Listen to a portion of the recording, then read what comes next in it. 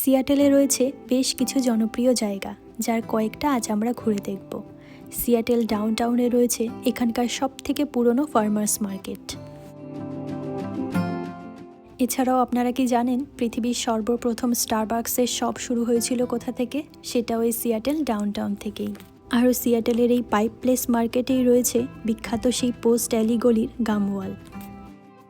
তো চলুন আজ সকলে মিলে সিয়াটেলের এই ফার্মার্স মার্কেট ঘোরার সঙ্গে সঙ্গে ডাউনটাউনের কিছুটা অংশ ঘুরে দেখি।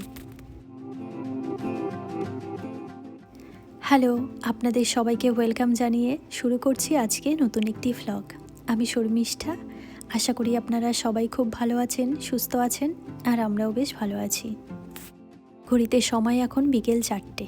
দুপুরের খাবার শেষ করে আমরা দুজন আর ঘরে বসিনি, বেরিয়ে পড়েছি ঘুরতে। এই শহরে আমরা আর মাত্র কয়েকদিনেরই অতিথি। চলে যখন যেতেই হবে, জিনিসপত্র তো গোছানো চলছেই, তারই মধ্যে আমরা আবার এই বিকেলের সময়গুলোকে একটু ফাঁকা রেখেছি। এই সময়গুলো আশেপাশের ভালো ভালো জায়গাগুলোকে একটু ঘুরে দেখার জন্য।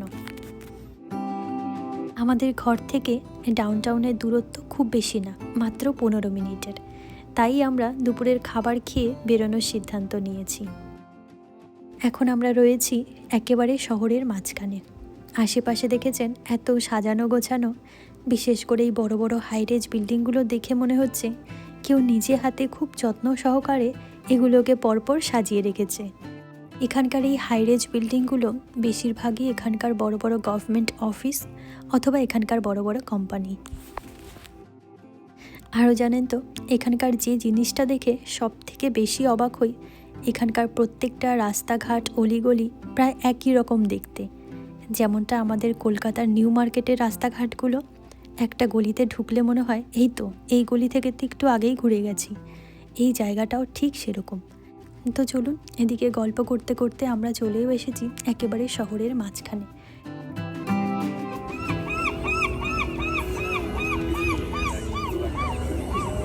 সিয়াটেলের এই জায়গাটা বিশেষ করে ভীষণ জনপ্রিয়। প্রত্যেক দিন যে কত মানুষ এখানে এসে ভিড় করে তার কোনো হিসেবই নেই। আর সেই জন্যই এখানে পার্কিং পেতেও আবার খুব অসুবিধে হয়। তাই ও গেছিল আবার পার্কিং করতে, ততক্ষণে আমি এই জায়গাটা একটু সুন্দর করে ক্যাপচার করে নিলাম।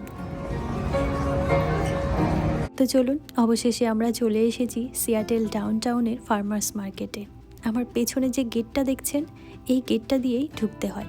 সামনে আরও অনেকগুলো গেট রয়েছে, তবে আমরা এই গেট দিয়েই ঢুকবো।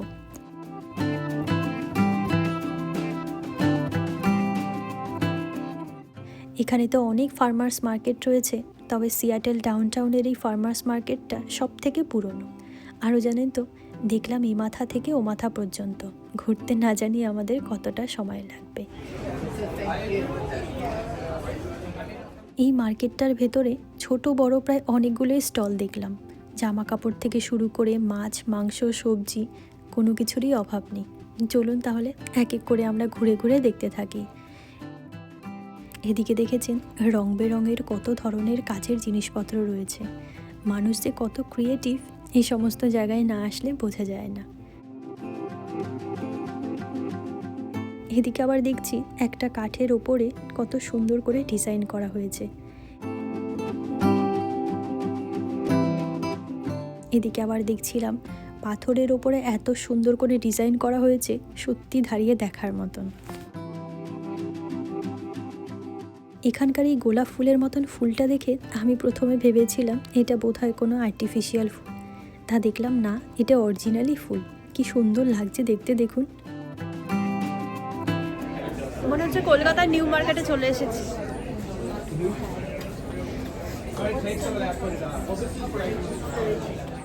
এই মার্কেট থেকে বেরিয়েই দেখলাম একপাশে আবার খুব সুন্দর পিয়ার রয়েছে। চলুন তো সামনেটা গিয়ে একটু ঘুরে দেখে আসি।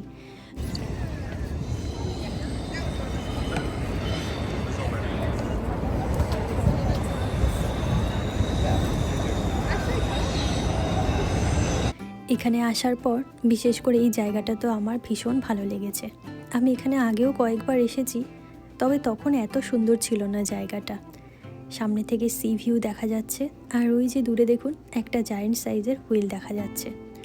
কি যে সুন্দর লাগছে। ওটা আবার রাত্রে লাইটিংও হয়, তখন আরও বেশি সুন্দর লাগে দেখতে।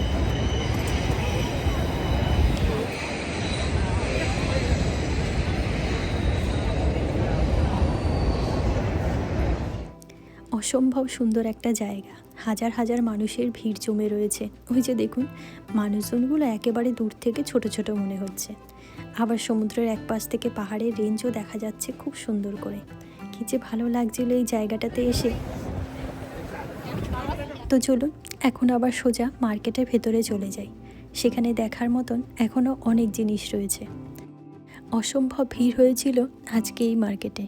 তবে জানেন তো, এটা যেহেতু এখানকার সব থেকে পুরনো ফার্মার্স মার্কেট, তাই এখানে মানুষ জিনিসপত্র কেনাকাটা করার থেকে বেশি আসে ঘুরতে, ঠিক যেমনটা আমরা এসেছি। এই মার্কেটটা তো আপনারা দেখলেন একেবারেই সমুদ্রের পাশে, তাই এখানকার সি ফুডগুলো কিন্তু ভীষণ জনপ্রিয়। আরও এখানে অনেক ধরনের সামুদ্রিক মাছ রয়েছে। বিশেষ করে ওর তো খুব পছন্দের এখানে রয়েছে salmon much.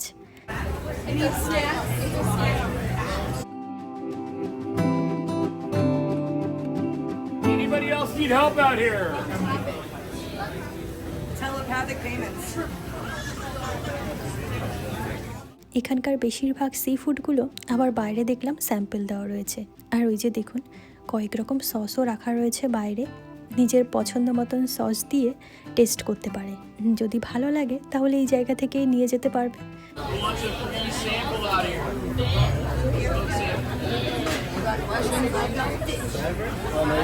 Fish might be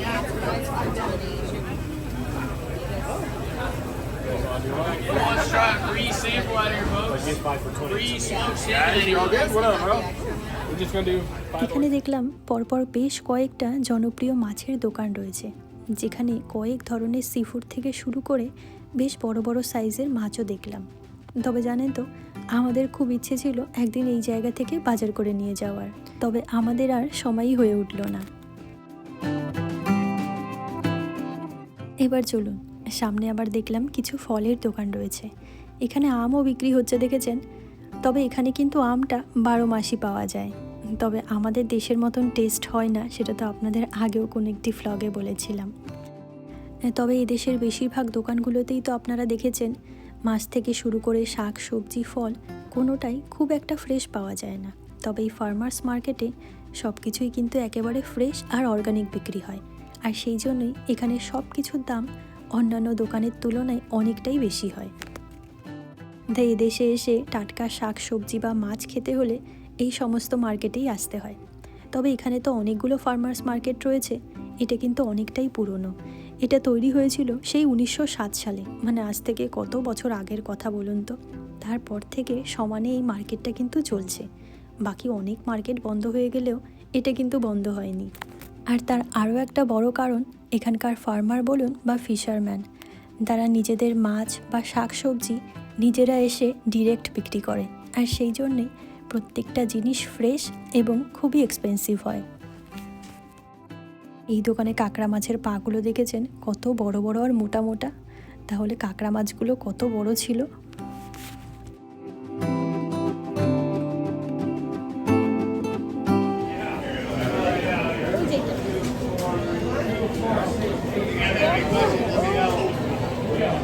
এই দেশে তো স্যামন মাছ খুবই জনপ্রিয়। এই মাছটাকে দেখুন কতটা বড় দেখেছেন। এত বড় মাছ সামনাসামনি আমি এই প্রথমবার দেখলাম।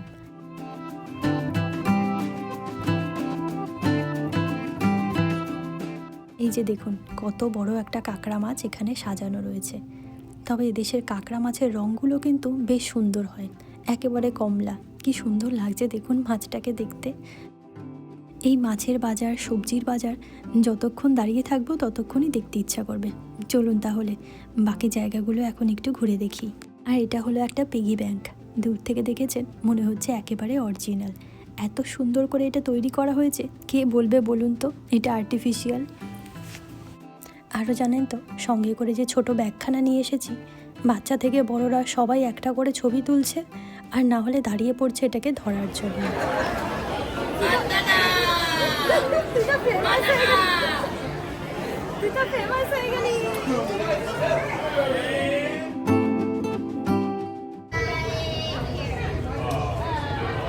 আর এখন আমরা চলে এসেছি সেই পোস্ট অ্যালি গলির গাম ওয়াল দেখার জন্য।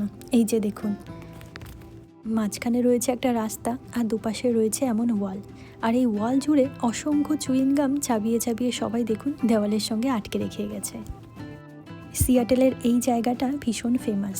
যারা সিয়াটেলে ঘুরতে আসে তারা একবার হলেও ওই জায়গাটাকে কিন্তু ভিজিট করে। ভীষণ সুন্দর একটা জায়গা, আমরা বিভিন্ন সিনেমাতে এই ধরনের জায়গা দেখে থাকি।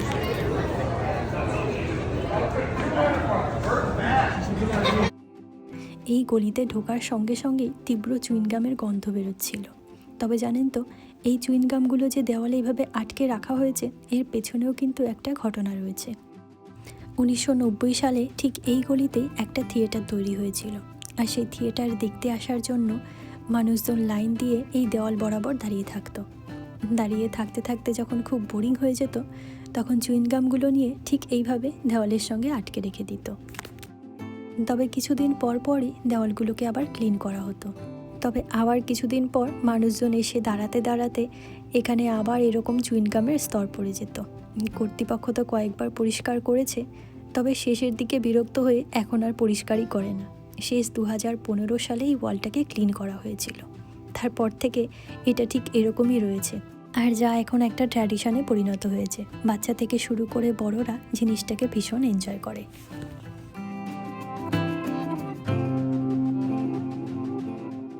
এবার চলুন এখানকার গা মল দেখা শেষ করে এখন আমরা এসেছি এই মার্কেটের ছোট্ট একটা ম্যাগনেট শপে। কিছুদিন পর যেহেতু আমরা সিয়াটেল ছেড়ে চলে যাব, তাই এখানকার কিছু স্মৃতি সঙ্গে করে নিয়ে যাচ্ছি। তাই আমরা আবার কিছু ম্যাগনেট কেনার জন্য এখানে এসেছি। আর এই জিনিসটা দেখুন, এটা তো আমার খুব পছন্দ হয়েছে। একটা কাপ রয়েছে, তার সঙ্গে আবার একটা প্লেটও রয়েছে, আবার প্লেটের মধ্যে স্পেস নিডল রয়েছে। ভীষণ কিউট একটা জিনিস। এখানে এত সুন্দর সুন্দর কত ধরনের যে ম্যাগনেট রয়েছে, কোনটা ছেড়ে কোনটা নেব সেটাই ভাবছি। আবার শেষের দিকে এটাও পছন্দ হয়েছে, তাই আবার এটাও নিয়ে নিয়েছি।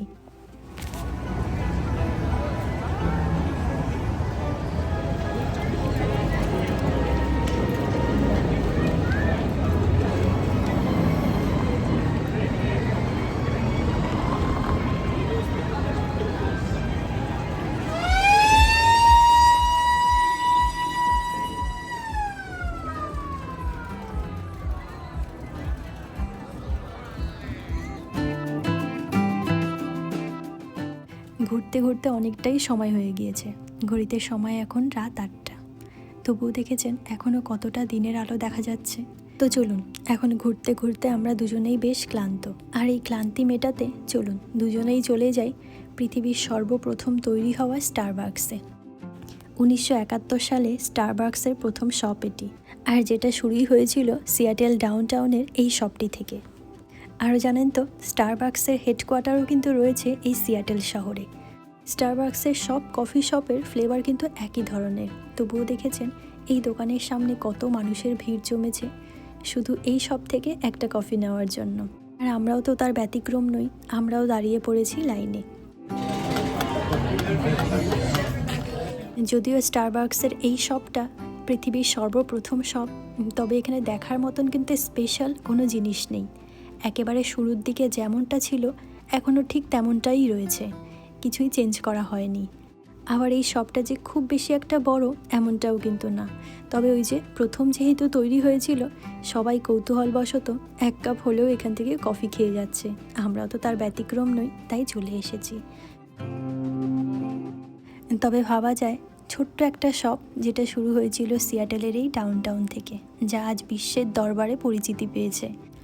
এই শহরের হাজার হাজার মানুষের ক্লান্তি মেটাতে, বন্ধুত্ব বাড়াতে বা আনন্দ উপভোগ করতে যার জুড়ি মেলা ভার। এবার চলুন, শপের ভেতরে তো অনেকটাই ভিড় ছিল, তাই আমরা কফি নিয়ে সোজা চলে এসেছি এই পিয়ারে।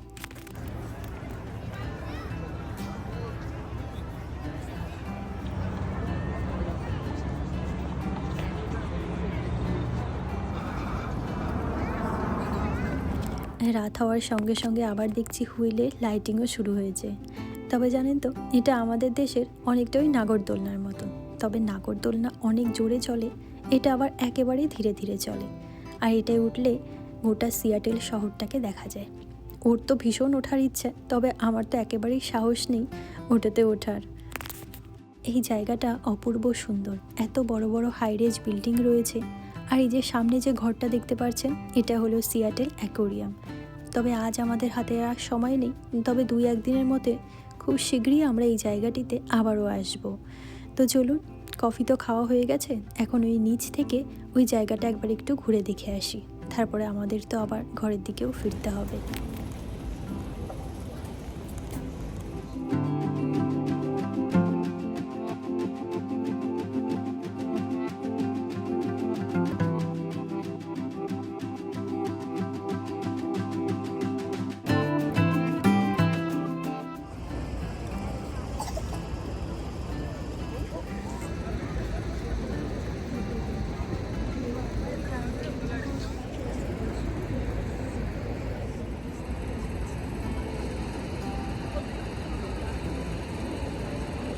দূর থেকে অনেকক্ষণই লক্ষ্য করছিলাম জানেন তো, ওই জায়গাটায় বসে অনেক মানুষ মাছ ধরছে। সেটা দেখে কি আর আমরা উপরে থাকতে পারি, তাই ওপর থেকে দুজনেই নিচে নেমে এসেছি। তো চলুন তো গিয়ে দেখি ওখানে কি মাছ ধরা হচ্ছে।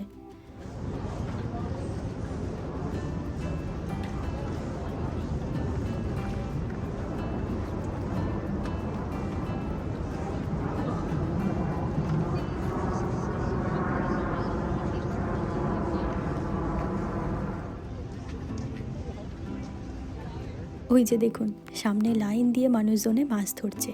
চলুন একবার কাছে গিয়ে দেখে আসি তারা কি কি মাছ পেয়েছে।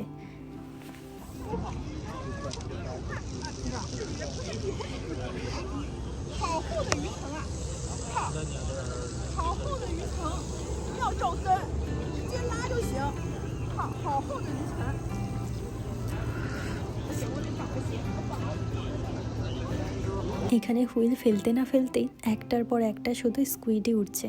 এই যে দেখুন, একটা ছোট্ট বাকেটের ভেতরে ইনি নিয়ে এসে সব রেখেছে।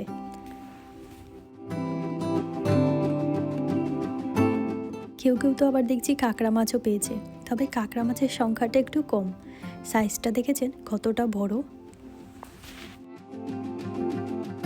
এইসব জায়গায় আসলে নিজেদেরও আনন্দ হয়, আমাদের নিজেদেরও যেমন মাছ ধরতে ভালো লাগে, অন্য কাউকে মাছ ধরতে দেখলেও ঠিক ততটাই ভালো লাগে। কতগুলো স্কুইড পেয়েছে এখানে দেখেছেন, আর সব দেখুন কেমন লাফাচ্ছে এক একটা।